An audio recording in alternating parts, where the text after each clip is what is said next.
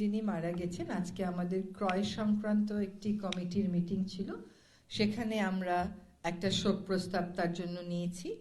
আর আগুনটা আরো আগে নিভানো যেত কিনা, আগুন নেভাতে বিলম্ব হয়েছে কিনা, এইগুলো কমিটির রিপোর্ট না আসা পর্যন্ত আমরা উত্তর দিতে পারবো না।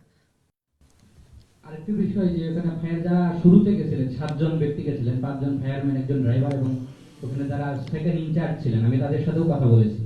যে তারা বলছেন যে শুরুতে তারা পশ্চিম পাশে আগুনটা দেখছেন, তারা যখন শুরুতে একজন পুলিশ কনস্টেবল তাদেরকে খবর দেওয়ার পরে তারা যখন 1:50-এর দিকে যায়, এরপরে যখন ওই আগুনটা কিছুটা তারা নিয়ন্ত্রণ বা একটু কাজ করছে, পরেই তারা দেখছে পূর্ব পাশে আরেকটা আগুন।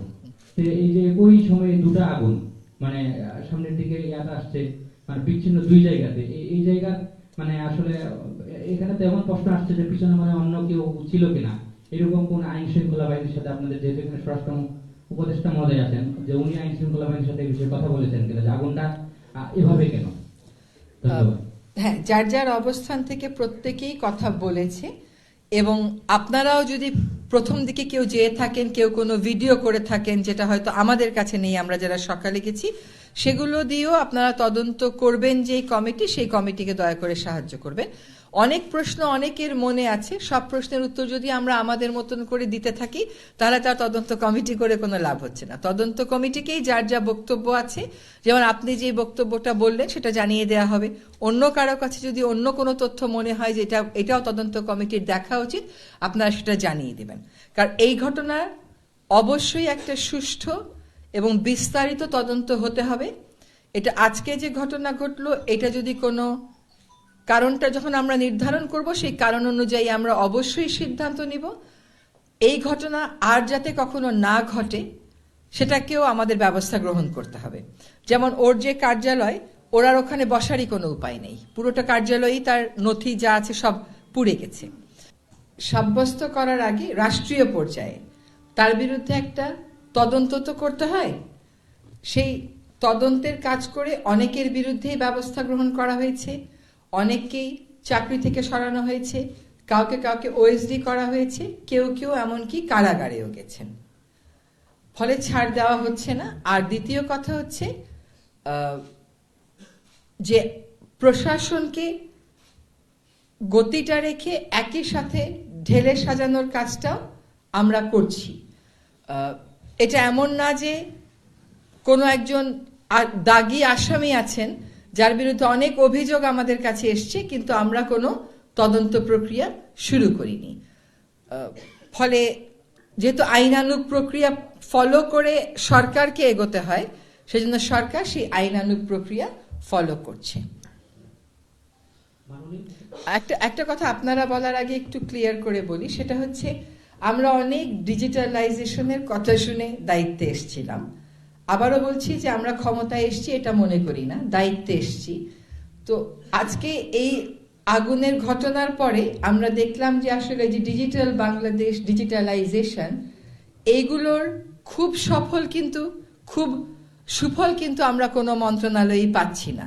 নামকাওয়াস্তে একজন কর্মকর্তা, নামকাওয়াস্তে একটু প্রযুক্তি, কিন্তু ডিজিটালাইজেশন বলতে যেটা বুঝায় সেটার কিন্তু কোনো সুফল এই অগ্নিকাণ্ডের ঘটনার পরে আমরা আসলে পাচ্ছি না। মাননীয় উপদেষ্টা, আমি মেহরাব সুমন, এশিয়ান টেলিভিশন। জি, আমার প্রশ্ন হচ্ছে যে বাংলাদেশ সচিবালয় খুব গুরুত্বপূর্ণ একটা জায়গা, তা সেখানে কি পর্যাপ্ত কোনো ব্যবস্থা ছিল না যে হঠাৎ করে আপনার গভীর রাতে অগ্নিকাণ্ডটি ঘটলো? এটা কি কোনো সাধারণ ঘটনা, কোনো নাকি কোনো এটা বড় ধরনের ষড়যন্ত্র? এই প্রশ্নটা আপনার মতন আমাদেরও, কারণ বাংলাদেশ সচিবালয় তার একটা নিজস্ব নিরাপত্তা ব্যবস্থা আছে। সেই নিরাপত্তা ব্যবস্থাটা কি আদৌ ফেল করেছে? এটা কি কোনো মনুষ্য সৃষ্ট বিপর্যয়, নাকি এটা অন্য কোনো বিপর্যয়? এগুলোর উত্তর পাওয়ার জন্য আমাদেরকে তদন্ত কমিটির রিপোর্টের জন্য অপেক্ষা করতে হবে। আপনি যদি তদন্ত কমিটির গঠনটা দেখেন, তাহলে আপনি বুঝবেন যে সবকটা সম্ভাবনাকে মাথায় রেখেই আমরা আগাচ্ছি। কিন্তু এইখানে ধারণা আলোচনা করাটা ঠিক হবে না, অন্তত সরকারের পক্ষ থেকে ধারণা আলোচনা করাটা ঠিক হবে না। একজন এসপি থাকেন, একজন এডিশনাল এসপি থাকেন, একজন এএসপি থাকেন, আর প্রায় এদের সংখ্যা মানে ট্রুপের সংখ্যা প্রায় 560 এর মতো থাকে, অনেক সময় কম বেশি হয়।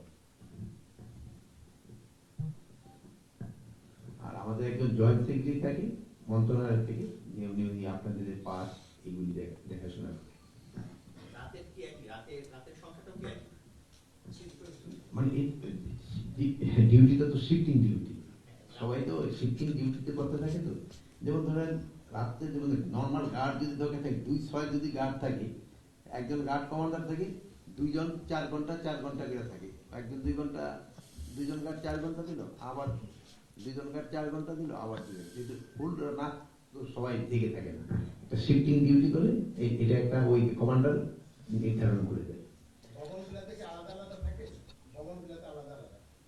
ভবনগুলোতে মানে চারোদিকটা গার্ড থাকে, প্লাস একটা মোবাইল গার্ড থাকে, কতগুলি মোবাইল গার্ড থাকে, প্লাস আপনারা জানেন আমার ভবনে কিন্তু কতগুলি আছে, টাওয়ার আছে, 7টা টাওয়ার আছে, আবার টাওয়ারেরও গার্ড থাকে।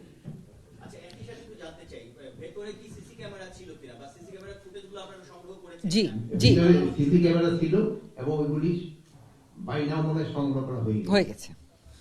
সচিবালয়ে কি ইন্টারনাল ফায়ার ফাইটিং সিস্টেম আছে? থাকলে সেটা আছে আছে আছে। সচিবালয়ে ইন্টারনাল ফায়ার সিস্টেম আছে। এখন জলের যে লোক না থাকলে ওই ইন্টারনাল গুলি চালাবে, আর সচিবালয়ের ভিতরে একটা ফায়ার ব্রিগেডের গাড়ি এবং লোক সবসময় থাকে। ওই গাড়িটি কিন্তু সবাই রাখে, ওইটা স্বরাষ্ট্র মন্ত্রণালয় এবং এই 7 নম্বর বিল্ডিং এর মাঝখানে এই গাড়িটা থাকে।